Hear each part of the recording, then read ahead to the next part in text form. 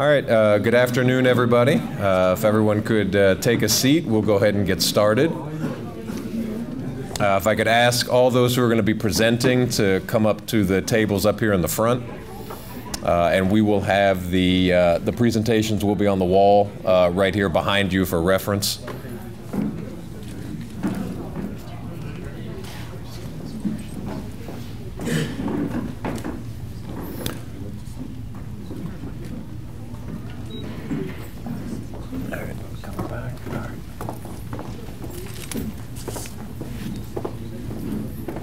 All right, so again, good afternoon, everybody. I am John Erzin. I'm the Deputy Chief of Staff in the County Executive's Office. I want to thank all of you for being here today. Certainly want to thank our hosts as well, and our Office of Multicultural Affairs for working to put this together. So we are here today. We wanted to take an opportunity to come out and talk to you a little bit about ways that some of our agencies can help you with your business. But what we really want to do is be able to hear from you directly. We want to get into a conversation, hearing from you any challenges and concerns that you have, ways that we can work together. Today's conversation is not meant to be a one-off. It's meant to be a continuation. So we'll make sure that there's a lot of follow-up from today. Before I introduce our county executive, just a couple quick housekeeping matters. So we will get to the Q&A. We have a few presentations today. You'll hear from our Economic Development Corporation, who will actually start in just a few minutes. You'll also hear from our Office of Central Services, from our Department of Permitting, Inspections and Enforcement, and from our Office of Human Rights. After the presentations, we will open it up for a Q&A and a discussion. So we ask that you hold your questions until the end. If you do have questions, we're certainly happy to just take them on the fly as we go. But it would also be great if you could write those down, and we can provide index cards for you to write them down, because what we'd really like to be able to do as you write those down is we'd like you to put your name and your contact information with your phone number and your email. That will help us do follow-up after we leave here today.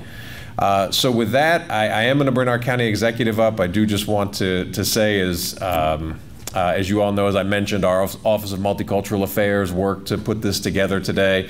And the county executive started this office very purposely so we could reach out to our immigrant communities and make sure that there was a place where you could go whenever you're trying to work with the government. You don't have to go directly to an agency. If you're having challenges, there's a place where you can go directly, and our director, Sam Iwu, is here. And Dr. Dacey, Sylvia Dacey, is there in the back, and Samantha Howard, who is another member of our team as well. But they're here so that, and we'll make sure for any of you that don't have their information that you get it before you leave. They're here so that anytime you're having challenges navigating anything that's going on in the government, they are a resource. You can call them directly, and they will help you to get connected with agencies and to work through whatever challenge or questions you may have. So really just wanted to make sure you're all aware and understand why that office was created. And now we'll go ahead and get into it. But first, before we start our presentations, we'd like to hear from our county executive.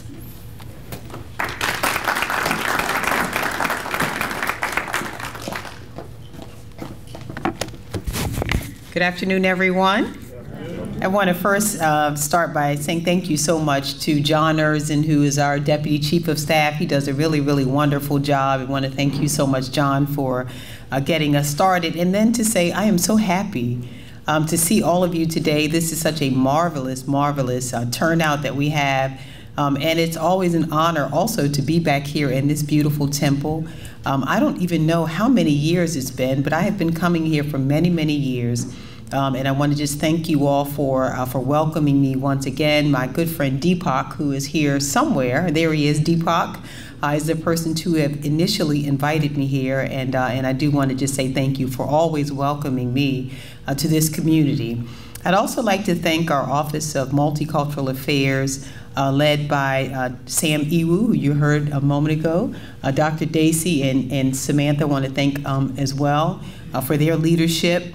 They have been instrumental in really making sure that we all as one community feel connected and feel empowered, and this has been very important inclusion is very important to our administration, and we find that we are so much stronger and so much better when all of us have a seat at the table. And so we've enjoyed hosting these kinds of events to keep us connected. I'd also like to thank the members of my team who are here to take a part in today's program. You are going to hear from them shortly, and you will find that they are just excellent in every way. You'll hear from members of our Economic Development Corporation, our Office of Central Services, the leadership is here, our Department of Permitting, Inspections, and Enforcement, and our Office of Human Rights. And you will hear from them regarding information that they will share with you, and will also be here to answer questions. We are also honored today to be joined by our Councilwoman, Wanika Fisher, who is here. I want to thank her so much, our County Council member, and thank her for her leadership, and thank her also for being present today. And then, of course, again, I'd like to thank you, members of our Indian business community. Anyone who has spent any time in our communities understands that this is such a marvelous place to live. Prince George's County is unique, and we are unique and strong because we have the most beautiful immigrant communities who are here to help us make up the fabric of this community. We also see it in our faith community, and we are so proud of this beautiful temple and the people who come here to worship. They are all a part of what I call Prince George's County spiritual capital. I've mentioned that to me, Prince George's County is the spiritual capital of the state of Maryland, because our houses of worship for us are a light for residents going through dark times, and our congregations are involved in so much of our county life, including times like COVID, where we came to depend on our faith community to help us to reach out to members of our community who were in need. And we would not have made it, really, through COVID in the way that we did if it were not for our faith communities who stepped up and made sure that we reached out to everyone in our community. And beyond the spiritual aspect, your presence here has a huge impact. We are all richer for experiencing the ethnic and cultural diversity that is provided, especially by the Indian community. And that's why I'm so excited with the work of our Office of Multicultural Affairs, because when they help you feel at home here, then you feel more comfortable sharing more of yourselves and your culture with those all around us. And our community only grows stronger from different viewpoints, experiences, and influences that you bring. Your valuable contributions to our classrooms and workplaces are appreciated and welcomed, and your businesses add life and commerce to this county. So you are a very vital part of our community. This is important because Prince George's County, as you well know, is on the rise. And we want to empower you as critical and vital members of this community to take advantage of the opportunity to continue to grow as our county grows. Right now, economic growth is expanding. We're the economic engine of the state, and we're building more places to live. And as federal and state resources continue to be invested here, our community continues to prosper. It's our job as county government to make sure that this growth happens in a smart, sustainable way. And that's why we're focused on affordable housing programs so that workers can stay connected to their communities instead of getting priced out over time. In fact, in the last 3 years in this administration, we have supported the preservation and creation of over 3,300 affordable units. We're focused on transit-oriented development also, which helps to keep traffic and congestion down. We're intentional about creating communities that are more amenity-rich and walkable, with convenient access to basic necessities, and that let our residents connect with their neighbors. One of the biggest investments is the Blue Line Corridor, where we already have over $1 billion in public and private investment, with the best still yet to come. So we're focused on investing in quality of life services like healthcare, public safety, and education. And speaking of public safety, I would be remiss, I've been looking down, and we are joined today, in case you have not noticed, we are so fortunate to be joined by men and women from our police department who really do make up such a critical part of this community. Our chief of police is Malik Aziz, and he's graced us today with his presence, and I want to just acknowledge him and thank him so much and his team for coming here. You don't get to hear it often, but we have some of the finest public safety officials in the state, right here in Prince George's County. And I do want to just say thank you so much to each of them for the hard work that they do every day to ensure that our families are safe and that our businesses are safe and that our communities can continue to thrive. These growth goals are why we continue also to invest heavily into economic development agencies. It's also why we are determined to engage our small and minority-owned businesses, which are the backbone of our local economy. That's why this year's budget that we passed invests $17 million in business assistance for local and minority-owned businesses. It's also critical that we keep them involved and informed on the many opportunities for growth. One way that we can do this is by sharing the news to everyone about the vast number of county procurement opportunities that are available right now. And sharing those opportunities has led to great results. From the beginning of our administration, 78% of total construction dollars that we've spent at the Office of Central Services have gone to county-based, small, and minority-owned businesses. That's over $198 million. A great example of construction opportunities is our incredibly successful Alternative Construction Finance Program.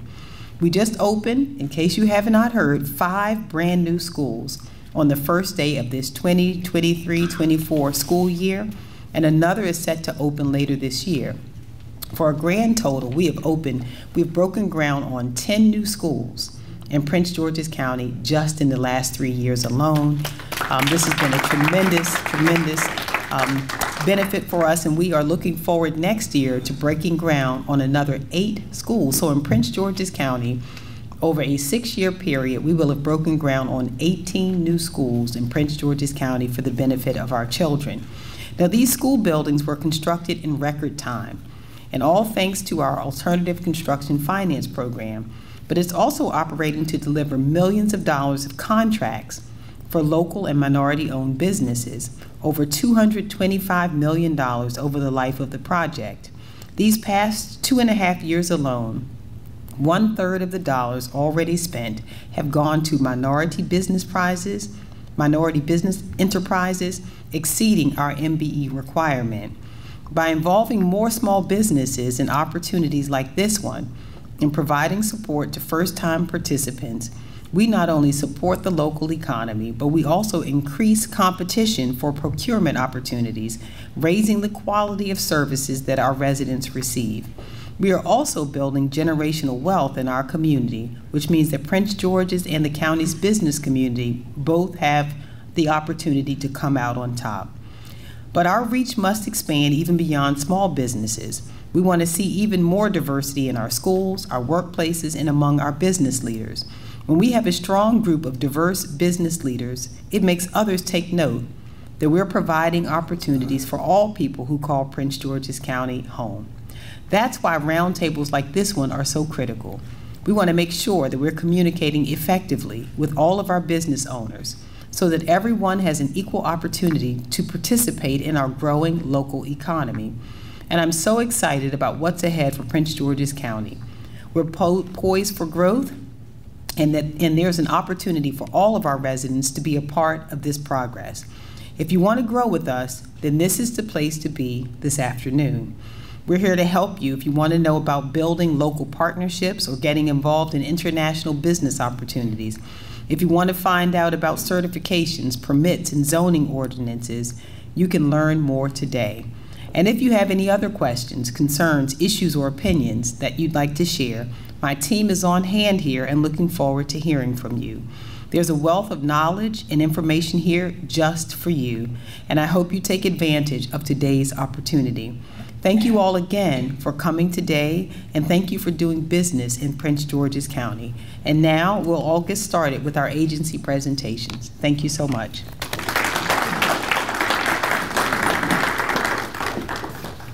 Okay, thank you, Ms. Alsobrooks. So we will start with our first agency, the Economic Development Corporation. And for each agency, what I'll ask is that as you come up and you introduce yourself, also please introduce any team members that you have here with you today. Again, just a reminder on the questions, if you need a note card for any questions, just please let us know. And also, as the county executive pointed out, we are joined today by our chief of police and many members of his team.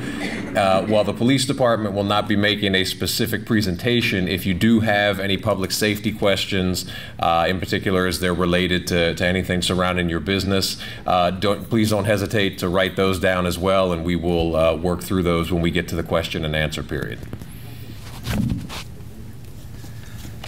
Good afternoon, everybody.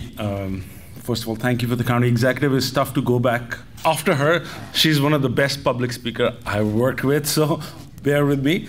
My name is Mayank Kapoor. I'm with Prince George's County Economic Development. I am the Business Development Director for Information, Communication, and Electronics sector. I also focus on emerging markets such as data center and quantum computing and new technology.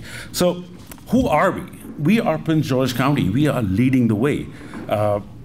We were #1 in job growth right before COVID in 2013, 2019. We led Maryland in job growth.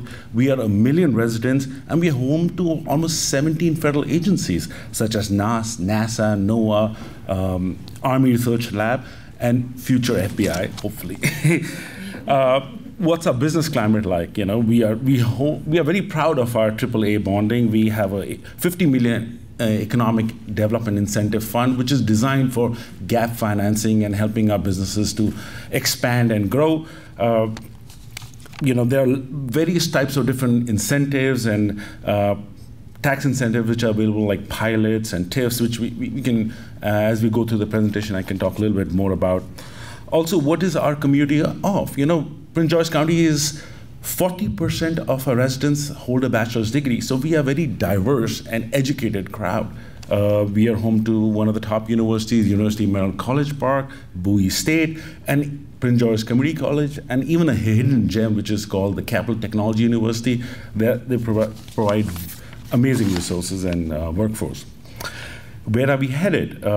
One of our key goals for Prince George's economic development is to broaden our tax base. And how we can do that is by helping businesses, retaining, expanding. Depending on what your needs are, we can look through different types of toolkits we have and help you expand your business. Another focus area that county executive pointed out is transit-oriented development. We want to look at developing our 15 metro stations and live and work play. We want to have more footprint, and we want to have people walking around. So that's one of the focus areas as well. And also we want to address the food desert issues. There are certain parts of the county where there's less access to food. So we want to work with our grocery stores and other partners to provide healthy and good quality grocery amenities to our residents. Some of the focus priorities, I want to talk about data centers. This is a new initiative which we are looking for. In 2020, State of Maryland passed a legislation which gives sales and use tax exemption to any data center.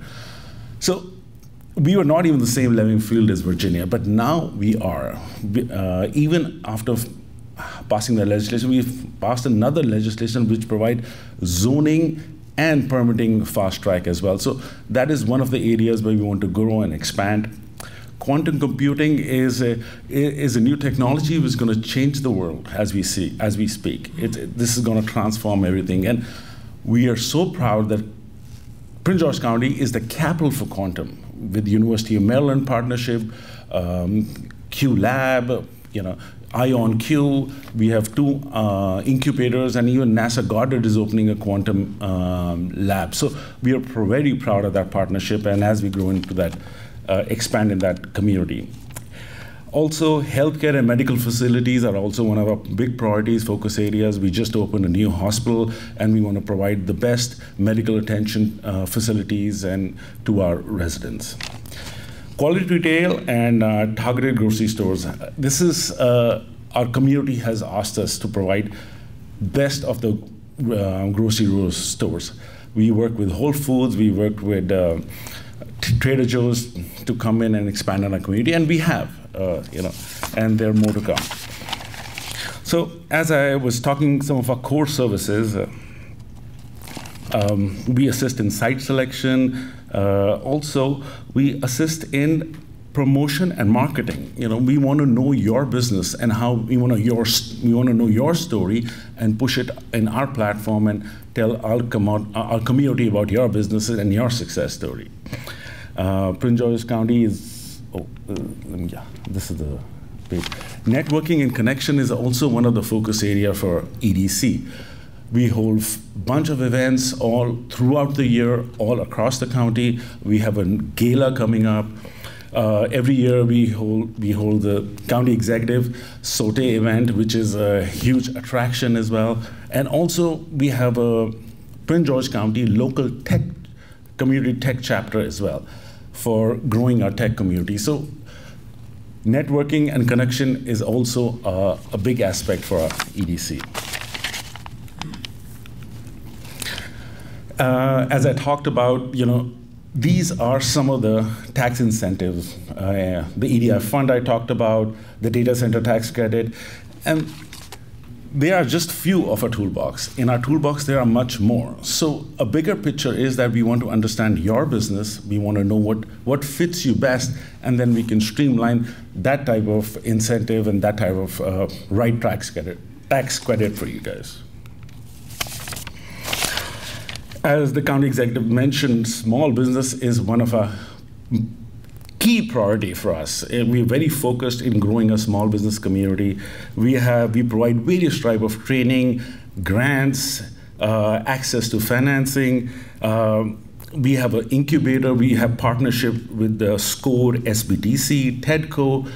As you grow from a small business, we want to help you in site selection also, provide you bigger office places also. So small businesses and servicing our small business community is a vital focus area for EDC.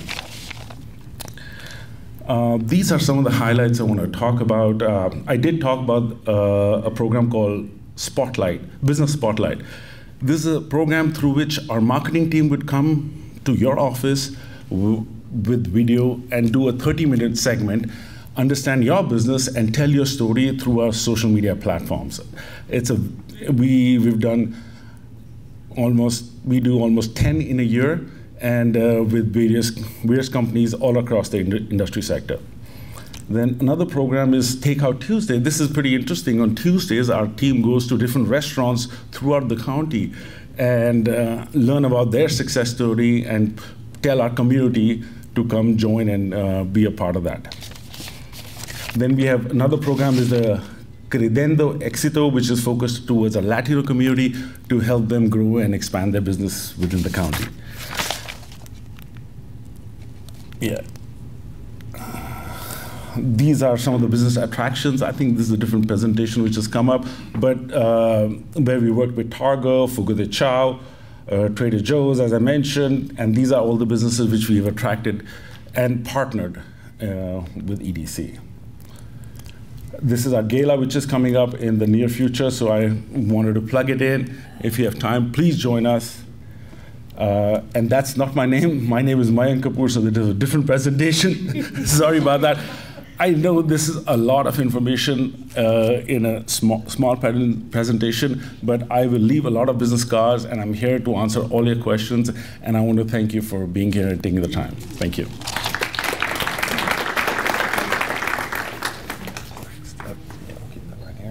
So thank you very much. And even though we are kind of giving you a lot of information quickly through the PowerPoints, it's both so we can get to the discussion and the question and answer, and also as you came in today and signed up, we have your information there. We will be emailing out these presentations to everyone who attended today, so you'll have an opportunity to take a look at them, and certainly if you have questions after today, an opportunity to follow up and have more discussion with us.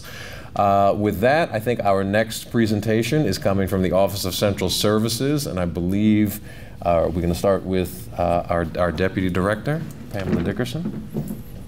Thank you. Hello, everyone. So I bring you greetings today from the Office of Central Services To my director, Jonathan, thank you for allowing me to present today. He's fabulous, and normally he's the one up here speaking, so I say thank you. So I bring you greetings today from the Office of Central Services. Many of you probably use our services daily, but you probably don't know who we are. So I will quickly introduce and then get into the meat and potatoes of the presentation. So the Office of Central Services, we are dedicated to providing services to Prince George's County and all of our sister agencies. So we are a service and agency that delivers small and local minority business development, contract administration, facilities operations, administrative services, fleet management, real estate, and also capital construction. We are a potpourri of everything in the Office of Central Services. So today, I'm here specifically to speak about some of the things that you guys feel is most important, which is doing business with the county.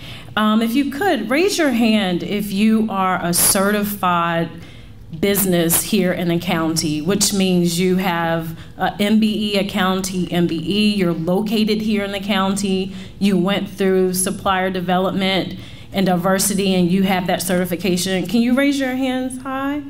Okay, we have roughly like nine folks. Okay, so we have 9 of you guys who are certified. Who thinks that's awesome, right? Awesome, awesome, awesome. Yes, yes, hand clap. Well, guess what? We need all of you to raise your hands because our county actually developed rules, laws, and regulations that tell me and my team that we must do business with small county-based minority enterprises and local businesses. So whenever we have solicitations, which I will share with you, it says here, all county procurements less than $100,000 is set aside for small businesses. Whether you are a small business or you are a small county minority-based enterprise or you are county located, these procurements are supposed to be set aside for you. So what happens when we go out into the market and we're looking for people to do this business? Guess what happens? We have to give waivers. I don't like waivers. I wasn't brought here to create waivers. We were sent here to help you guys in this room have more money in your pockets so you can spend more on taxes, and then you can have more to come to us and do more great things in the county, right? I know the T word is a bad word, but it's actually a good thing. It helps us, it grows this county, and that's what procurement does. So these opportunities, these procurement opportunities come in the form of small purchases, which is $100,000 and below. We have solicitations where we go out and we say, hey, market, we need a widget. And you say, hi, county, I can give you that widget. So once again, how many of you are giving us those widgets for $100,000 and below? 9. Okay, we're gonna work on that. Number 3, we have a supply schedule.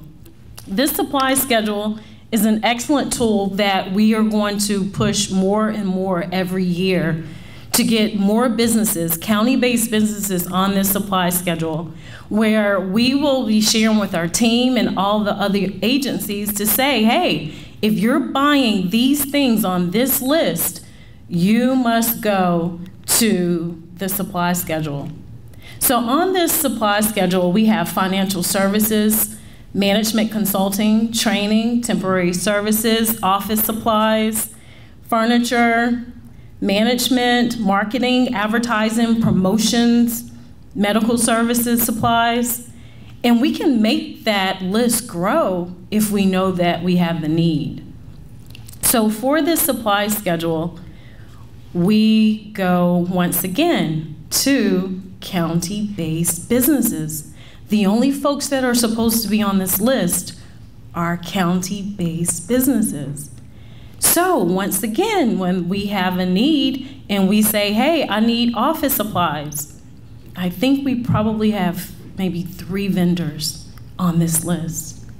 So if you are in that business, we order lots of supplies, and we shouldn't go to the big A place. I'm not gonna say the big A place name, but we go to the big A place, you know, the one with the swoosh.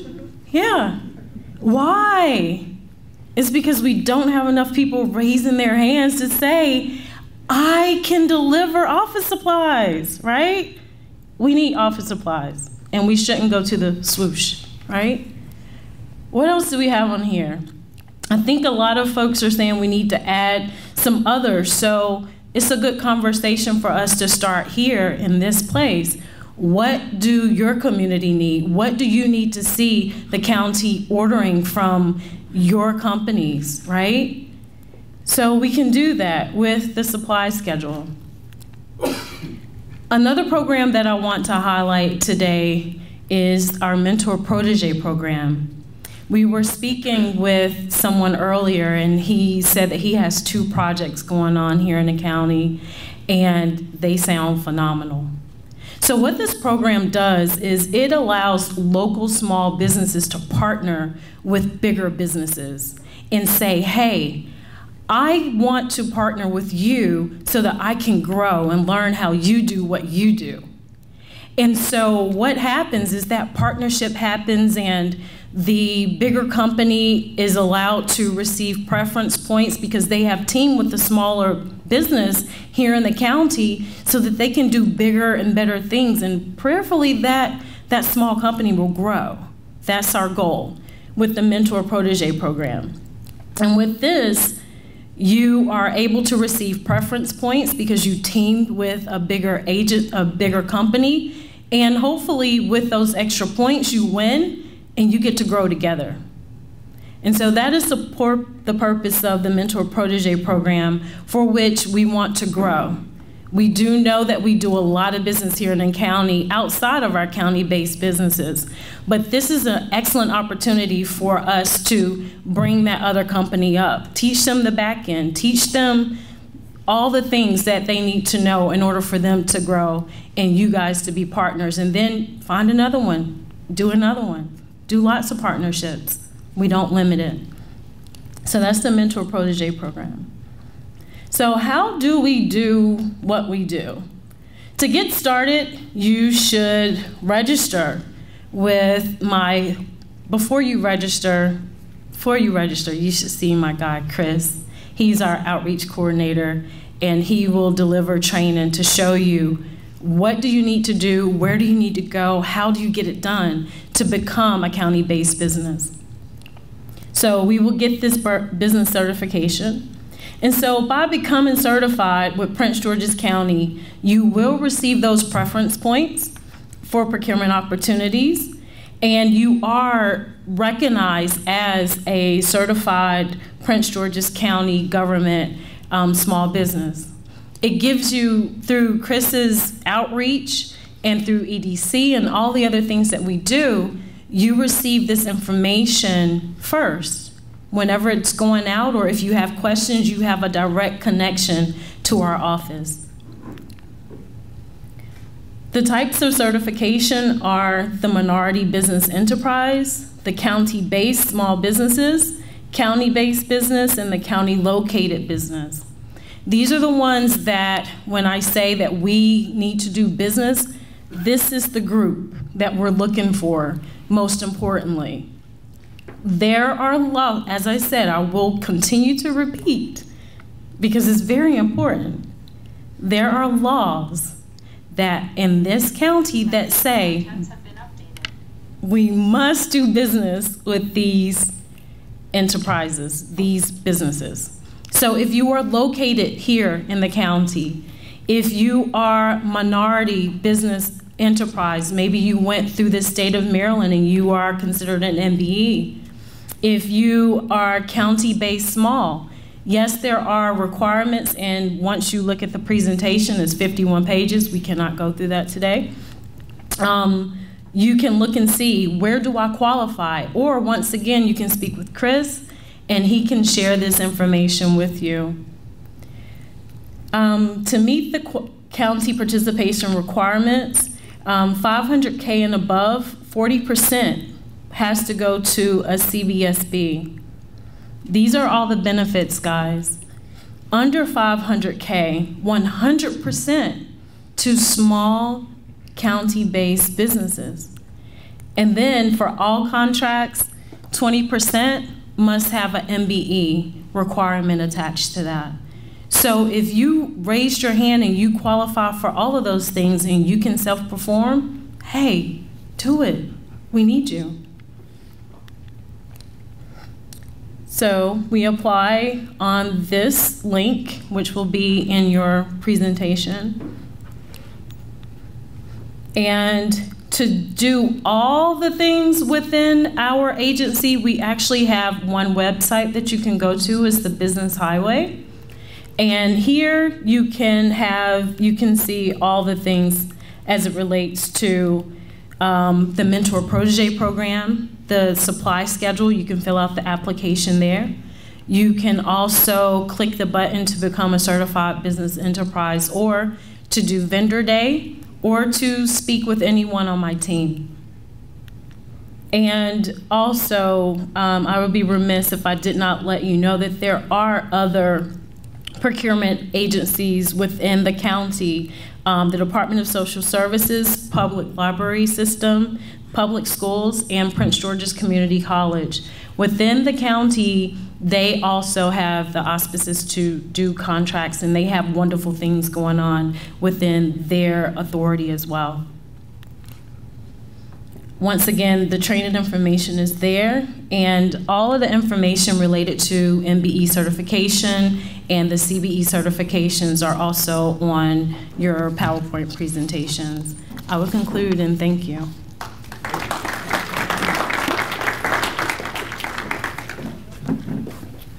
Okay, thank you, Pamela. And again, as she mentioned, it's a long presentation with a lot of information, so we will be sending that out to you. But please, any questions that you have about that, we'll be able to get into that with the Q&A portion, so you don't have to wait until you get the presentation. And again, if anyone has questions, if you need a note card, please again raise your hand, and we'll get those. If you've written some questions already that you'd like us to take a look at, also raise your hand. We'll come around and collect those so we can be ready when we get to that part.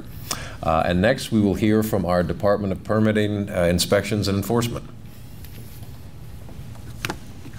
Good afternoon, everybody. Before we get started, I wanted to first thank you for allowing me to be here today, but I also want to acknowledge our Office of Permitting, Inspections, and Director, Dawood Abraham. He's here to my right.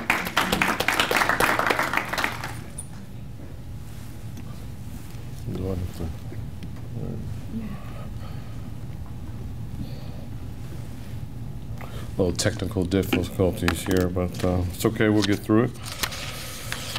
As I was coming in today, I was seeing a lot of people in our permitting office. One of the key initiatives of the Office of Permitting, Inspections, and Enforcement is to ramp up our customer service. There were hundreds of people in the office today, and we had customer service agents, staff members working them through the various parts of their permitting process. That is something that is one of the director's key initiatives as we move forward. We have a new system, and I'll get more into that in a little bit, called Momentum. We want to give the county the momentum for economic development, and we don't want the Office of Permitting, Inspections, and Enforcement, aka DPI, to be a hindrance. We're here to help each and every day. And I am committed to that. The director is committed to that. I'm still waiting for our presentation, but we're committed to that. We are working on several key initiatives in the county throughout each and every day. We are very committed to working through these various processes, and we realize that the permitting process is an encumbersome process that may be taxing. Maybe will wear you down, but I assure you, we have made tremendous amount of strides already with our new permitting process. We have issued close to 20,000 permits with our Momentum process. And we're extremely excited, and the team is extremely excited to work through that each and every day. I will also tell you the director has 10 key initiatives that involve, one of them involves, fulfilling the vacancies. We're committed to, over the next few months, fulfilling all of our vacancies in the office so we can dedicate our staff members to providing outstanding customer service. Not sure what's coming along. Huh? Why don't we have Chief Aziz come say hello? Sure, Chief Aziz, if you want to, I think the county exec has asked you to come up. Well, we have a quick moment, if you all don't mind. Thank you, county exec. Thank you. Coming up, what you got? Just say hello. Oh, okay, all right. County executive called me up here. Hello. Hello. Okay, anything in particular? Just maybe just make some welcoming, some remarks about Okay. Yeah. being available for business. Yeah. Well, let me say a couple of things I think that will interest you. First of all, let me say about my staff in the back who do all the work back there. Can you look back here? Because I want to tell you who these people are, how they handle this business. I'll start right here on my right over here in the, with Deputy Chief O'Lair, and he is the Bureau of Investigations. So anytime you have an issue involving investigations, any victims of crime, to follow up for investigations, his office handles that job right there. Next to him is Assistant Chief Hale. He's the second in command of the police department. So everything goes through him before it gets to me. And right next to him is Deputy Chief McCreary. He's over the Bureau of Patrol. So every time you see a marked police car out, you see the officers answering your 911 calls, things like that, that is his jurisdiction. And then right next to him is Deputy Chief Gomez, and she is over the Bureau of Homeland Security. She runs the intelligence wing whenever things are happening in the community, threats in the community, threats inside of schools, anything dealing with the media or social media driven, then her office handles that. And the two people you see on the end was Captain Harvin, who is my special assistant, and on the far right is the Chief of Staff, Major Watkins. So you can go ahead and clap, it's okay. Well, and I'll say just a couple of things that have been, I want to, make sure that we support the direction of our county executive and making a wholesome relationship and positive relationship with our community. And this community is very important to us. I think I'll even be out here on the 12th. Wink, I think I'll be out here on the 12th. And so it's very important to us, I think, when it becomes on two fronts. One is sometimes business owners become victims of crime, whether it is shoplifting or some organized retail theft, or things like that are driving up the numbers in property crime, and you become victims of that. So we have to have a positive relationship and one of communication so that we can address those issues up front. The second deal has been really a hate and bias, an uptick of hate and bias. And I know sometimes some groups get segmented out and other groups are not heard when they become victims of hate and bias. Deputy Chief Gomez and her shop, we monitor those things. But if you become a victim of that, or even hatred, towards you, directed towards you, even though it may not be an offense, we take those reports so that we can document it, so that we can keep track of what is happening along that rim. So it's very important that information gets to us. And that's just two fronts that we normally have. But I really, before I go to the rear and listen to some of the great business, exchange, I just want to make sure that you know that my Office of Community First, the Community First Division, is open for you to build bridges, to have a dialogue, to talk about issues that are important to you. If they're important to you, they're important to us. And we want to make sure that we have a mutual dialogue to address your needs. And we serve for that. We have many officers on our department, many who go here, who I've been here with them. They honor me to be here with them.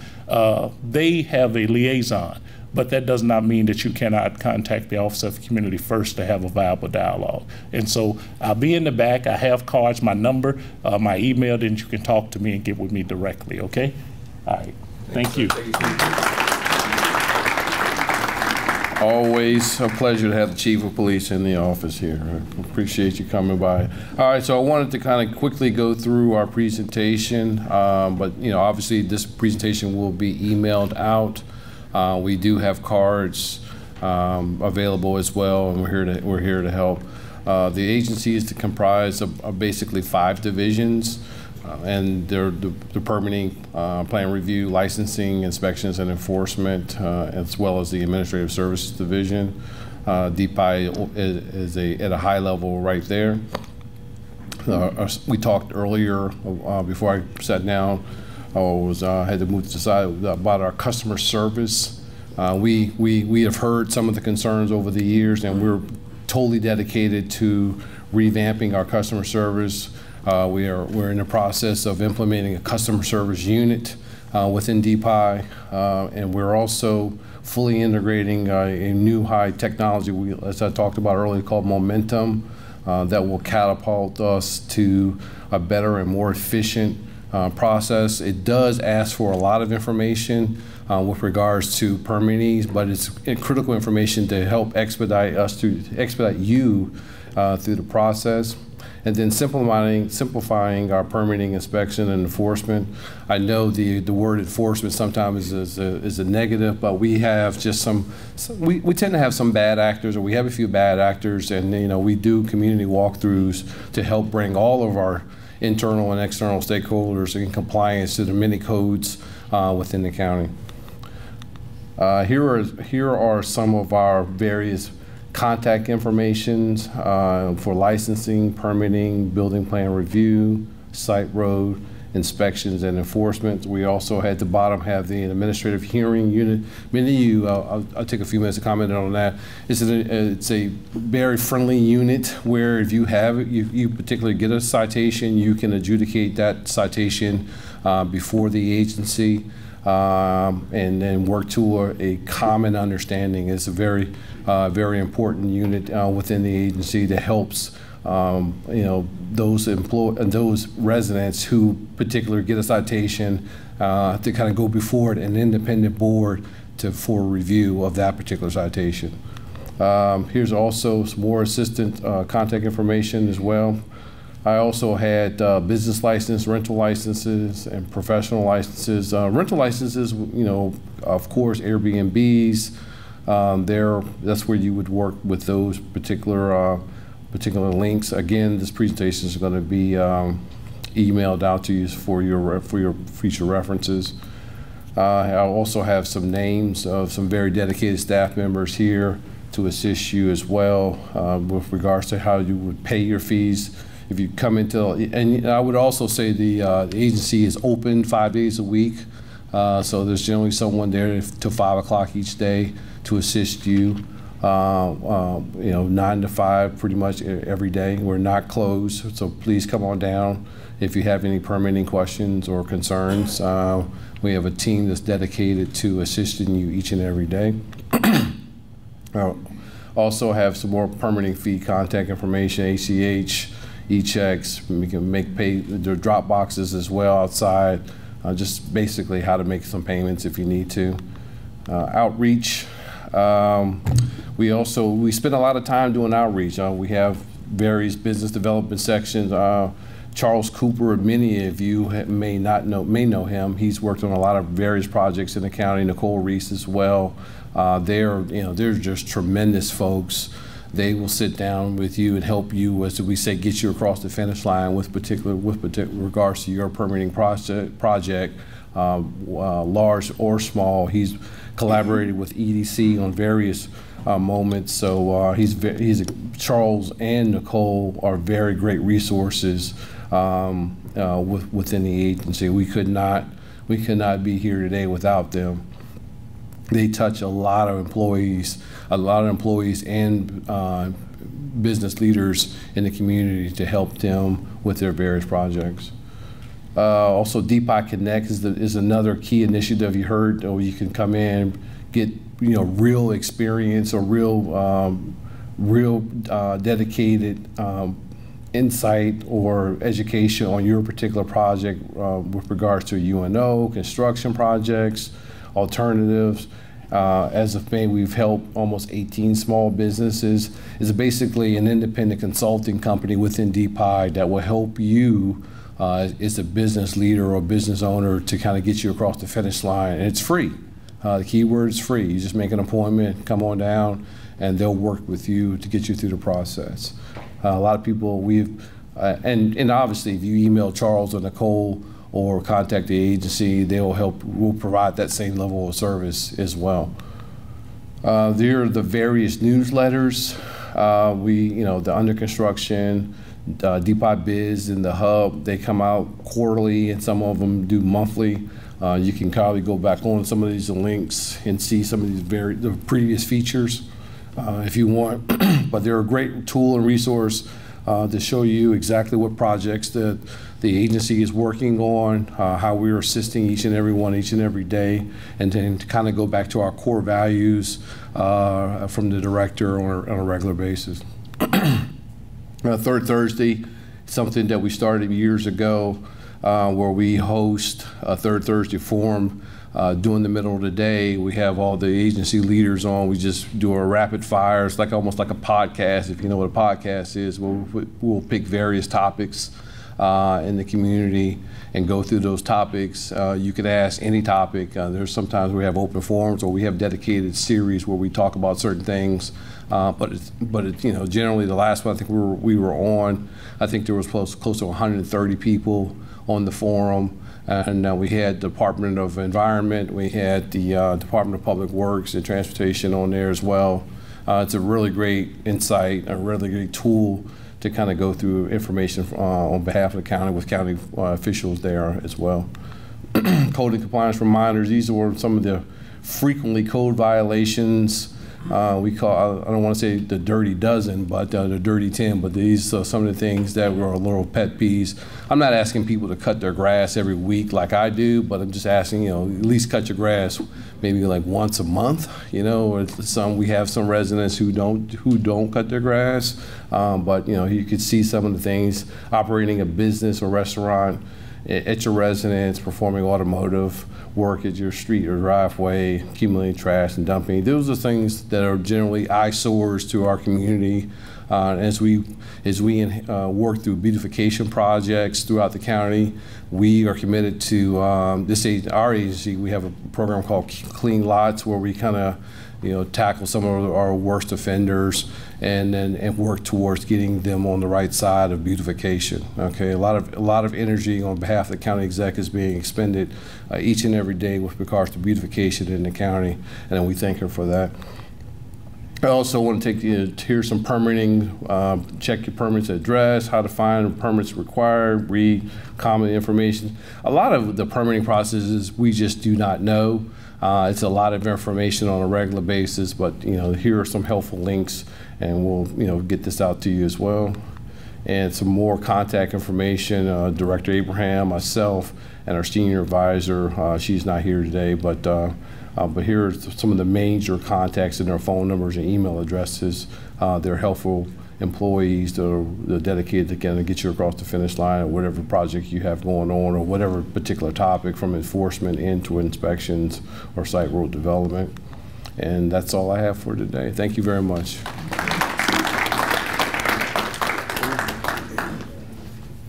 All right, thank you, Lamont. So we have one more brief presentation from our Office of Human Rights, but before we do that, sorry, Renee, real quickly, we do want to invite up Councilmember Fisher, who is here with us today. I know the county executive introduced her earlier, and just give her a minute to bring some remarks.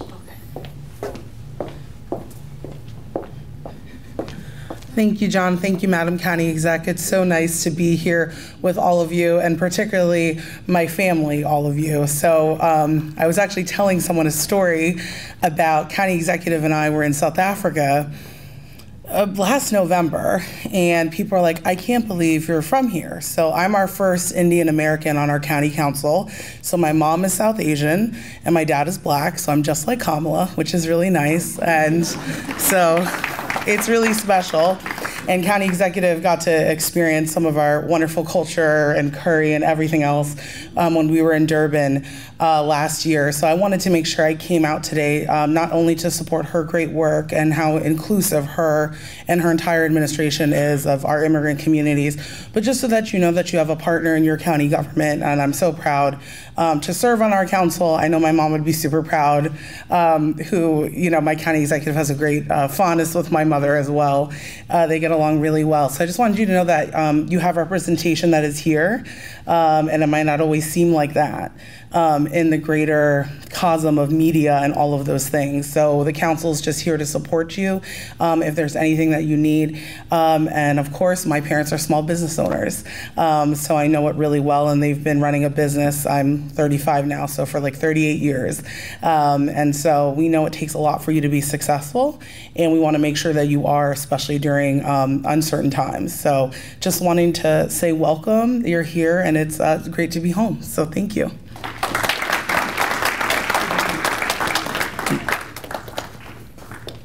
Thank you, Councilwoman Fisher. And now with our last presentation, now I will bring up Director Battlebrooks with the Office of Human Rights.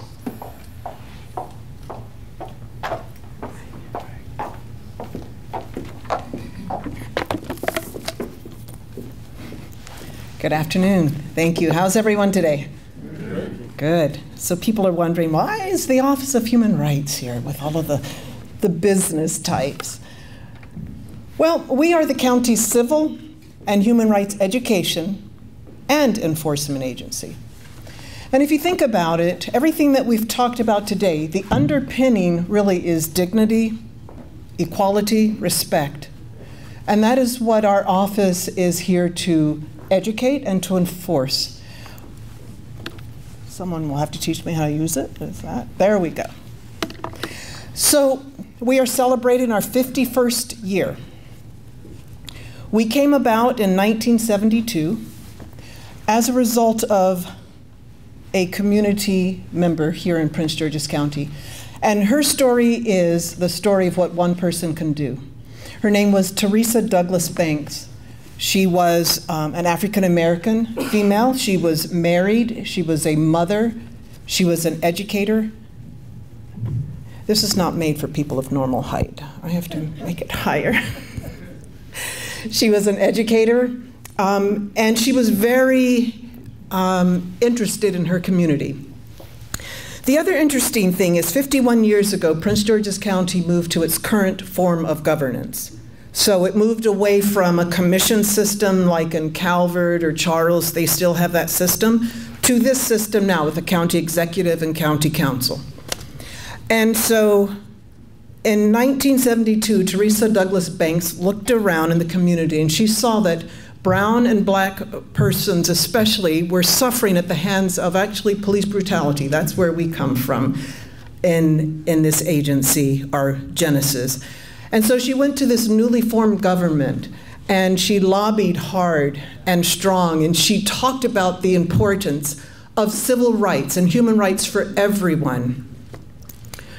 She went to the public hearing, she testified, she went back to her seat, she suffered a fatal heart attack, dying. The county council voted that same night that she died. This law, we were the first law passed in 1972 under this government. And so out of the diligence and hard work of one, here we are 51 years later. We have grown, we have transformed with the times. We changed our name to the Office of Human Rights about 2.5 years ago. We were the Human Relations Commission, so if you heard of that, that is who we are. So we have come from basically having the authority to investigate discrimination, and I'll explain who we are now. So we have 4 divisions. Our first division is the one that started us, that is investigations. So we have the authority to investigate what we call discrimination, but really if you are treated differently because of, and we have 13 areas, but examples, if you're treated differently because of your age, your race, your national origin, your religion, your marital status, the color of your skin, which is different from race, your language, different things, we have the authority to investigate those different treatment in the areas of employment, in housing, in public accommodations. Do we understand what public accommodations are? It's when you go out into the public. So you're at a grocery store and you think that you are treated differently. You go to a restaurant, to the movie theater, to a hotel, any place in the public. We're the ones that would investigate those actions. We have authority to investigate being treated differently in education, in law enforcement, and finally in commercial and residential real estate transactions. We're hearing a lot in the news about appraisals and appraisal values being different if you're brown and black. So we have that authority to investigate in that area as well. So that's our first division. We have a whole process, but we won't get into details now about how that works. So that's 1972. Our second division is human trafficking. 10 years ago, our county council, who was very forward-thinking, recognizing that human trafficking exists, and it exists everywhere. And so not sticking their head in the sand, they passed a resolution that stood up a human trafficking task force. The Human Trafficking Task Force sits within the Office of Human Rights, and it is our second division. We work collaboratively with municipal, state, federal, government, NGOs, private, individuals, faith, you name it, we have it on the task force because we recognize that in order to get rid of human trafficking, sex trafficking, labor trafficking, and forced marriage, those are the laws that we have, that it takes all of us, not just our law enforcement partners. And so if you're interested in serving or learning more about human trafficking or the Human Trafficking Task Force and want to become involved, please contact us. Our third division is language access.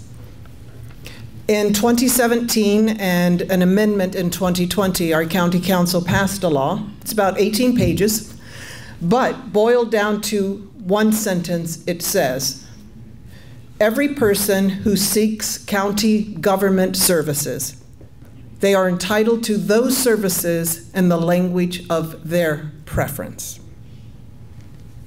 Sounds very easy to say, but it is a mammoth job. And so we are in the process of ensuring all of our sister agencies are in compliance. We are starting our enforcement efforts this year. So if there are any violations, we're the ones to come, and we are really trying to help bring everyone together. Why is language access important? It's important because, as you've heard from others, we in Prince George's County come from many walks of life. We have many national origin stories, different languages. We are not a monolith. And so for all of us to thrive, we all have to have equal access. I believe we're about almost 24% immigrant communities within Prince George's County. That's a lot. And we all have to work together and live together and understand each other, because if one prospers, we all prosper. And so language access is critical to that equal access. Our last division, did I just turn it off? I'm brilliant like that. All right, here we go. Public outreach and engagement. In this division, we really try to build community amongst the diverseness that is Prince George's County. And we want to build community for several reasons. One, because we want to build understanding. We want to ensure that those instances that Chief Aziz talked about of hate and bias and violence are reduced.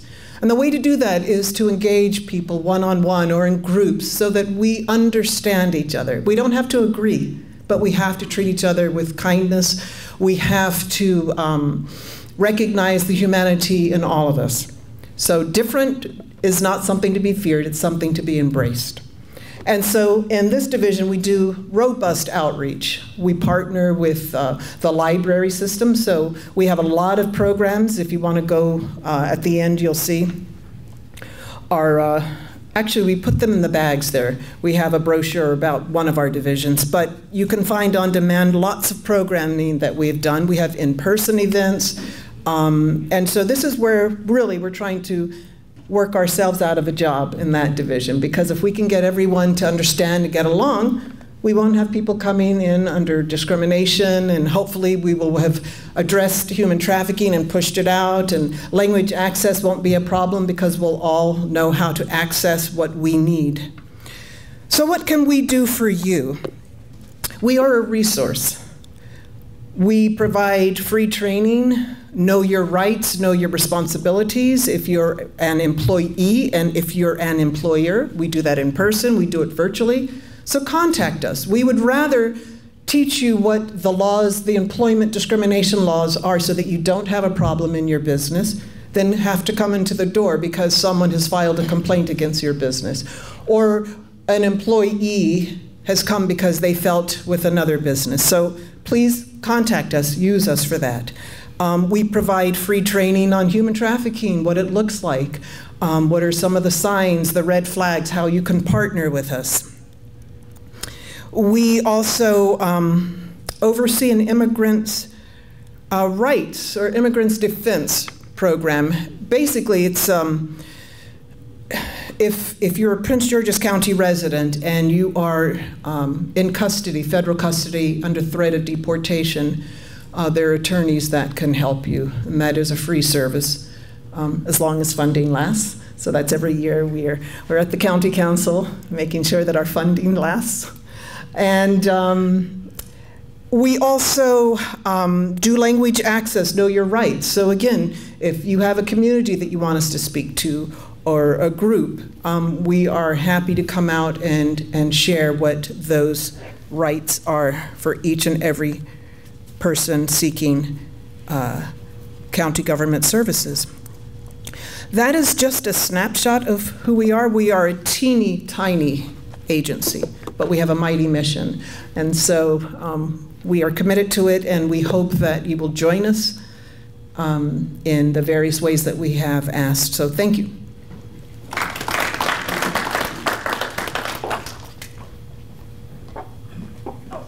And some of the events. Okay, thank you, Director Battlebrooks, and thank you, everyone, for sitting through and listening as we did those presentations. We are now going to get into some question and answer. I do have 3 note cards that were given to me. I'm going to start with some of these. If anyone has any note cards they want us to collect, please let us know. Otherwise, once I go through a couple of these, I will obviously just open it up to the audience. And again, just as a reminder, if you have any other public safety questions, I believe Chief Aziz did talk about some of the hate crime pieces and how they look at those, and I know there was actually a question here about that. But any public safety questions as well, don't forget that we do have our chief and his team in the back. So I think I will get started here. A couple of these first ones that I'm looking at, I think may go to Central Services, actually. This question talks about a person who is in the business of biodegradable bags. And they have a number of products that they'd be interested in talking to the county about supplying. And another question dealing with solar energy and power purchasing and how do they get involved with the county. So I don't know if there's kind of a registration issue or, again, if we get back to services the county's looking for, but I would ask Central Services if you have any thoughts. Good afternoon, folks. I'm Jonathan Butler, Director for the Office of Central Services. So I think we probably want to follow up on those 2 questions. I think with the biodegradable bags, that may be something we want to check with the Department of Environment, just how those are possibly supplied or purchased. And I think with the solar piece, which is interesting because we just actually installed solar canopies across 4 buildings along the Largo sort of campus. And we may have some interest down the road in some of our other facilities, but this would be large-scale solar projects that we are looking to do. And so maybe our first step is to do some type of assessment or audit across our buildings to see exactly where the solar opportunities are. So if you see me right after, I can give you my card and we can follow up. Okay, so I know those came from the gentleman over there to my left. So again, if you can connect with Director Butler, we can go from there. There was some other questions too, and I thought these kind of all kind of blended together as we're talking about small business.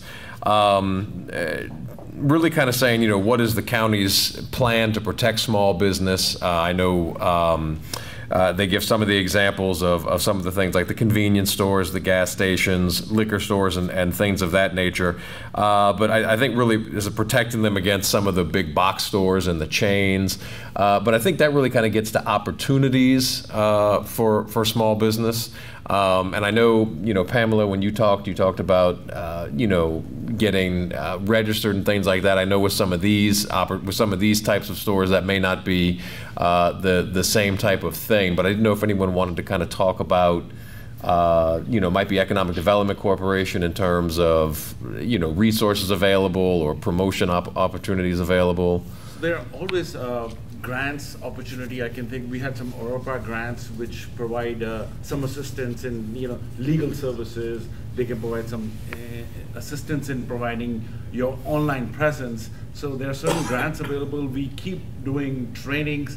We just did AI training. We did various amount of training for small businesses against cybersecurity as well. So those are some of the things I can think of.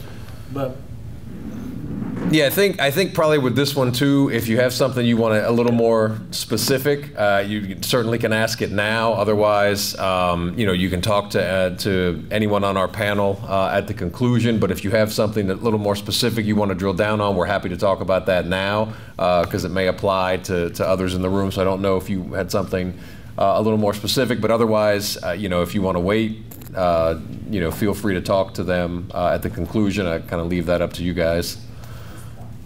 Okay, all right, so we can talk about that after. So those were kind of some of the questions we got as we were going through. And like I said, I know there was a question here about what is your plan to protect against hate crime. I know Chief Aziz talked about that a little bit already. Chief, I didn't know if there's anything else that you wanted to talk about. I think Renee as well talked about the different things, and it looks like Renee may want to add to that, you know, some of the reporting aspects as well. It's really important that we not only capture the hate crimes, but we also are under, the law requires the state of Maryland that we capture hate incidents. And that's critical. Because I think a lot of time there are hate incidents that occur that we think, oh, we shouldn't call the police. But the police are tasked under law with recording all of those, whether it's a crime or an incident. So I would encourage, if you know or talk with others, that it is critical that we start capturing those numbers. And then our office has a very particular protocol. Once we are notified that there's a hate incident or even a crime, that we step into the community and we try to figure out ways to build the community up. So, thank you. And Director Battlebrooks, your office does outreach events as well when it comes to this type of thing. Is that correct? Yeah, yeah. Maybe you want to talk a little bit about some of that?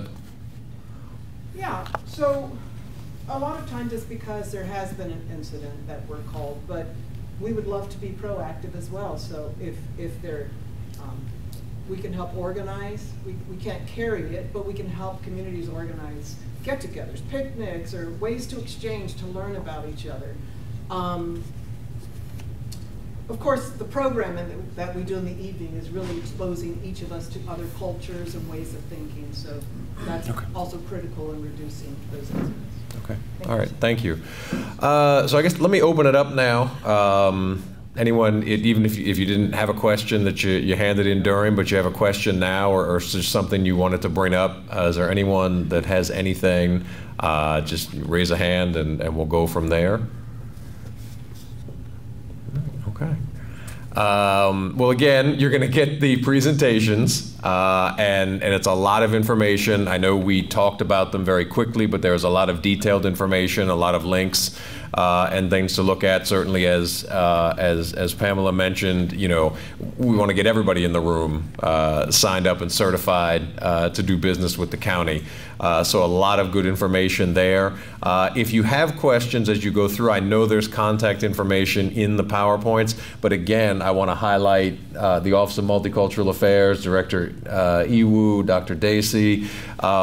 Anytime, whatever your issue is, whether it's something that you're looking at from today, whether it's something that you're just encountering, you know, going through a normal day. If you're having any issues, I know our agencies are very responsive, but you know, everybody is calling them as well, you know, working through the things that they come through with their businesses. But you can always go through the Office of Multicultural Affairs, so certainly make sure that you have, in particular, Sam's information. I know he's got cards, because that's why they're there. They're there so that you have the opportunity to call, and they will help you navigate whatever your issue is and getting connected with the right people. You know, and we could, just as we did presentations, we could stand here and Sam could give a lot of examples of the things that they've already been able to do thus far to help get people connected. So just really want to make sure that you all know that that's there as a resource. So with that, again, I want to thank our hosts today for opening this facility to us. I want to thank all of you for being here, and really for everything that you do. I think the county executive touched on it earlier. You know, our county is stronger, our government is stronger with partnerships, and when everyone in the community has an opportunity to participate, and when we can hear from you, because you know, we're on the ground, but we can't be everywhere. We rely on you know, on our residents and on our business owners to let us know what's going on, you know, what's happening, you know, what I'll say, you know, real world and real experience. So we always appreciate all the feedback and all the thoughts that we get. So with that, thank you very much.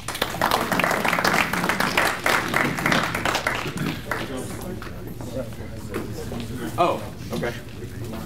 Yep. One last thing. Thank you. No, we want to take opportunity to thank you, Prince George County, and bringing all the officials here. And we really thank you, and particularly the police department that always here to help us. And like police chief mentioned that they're going to be here on November 12th on the day of Diwali. So they have done that marvelous job in the past.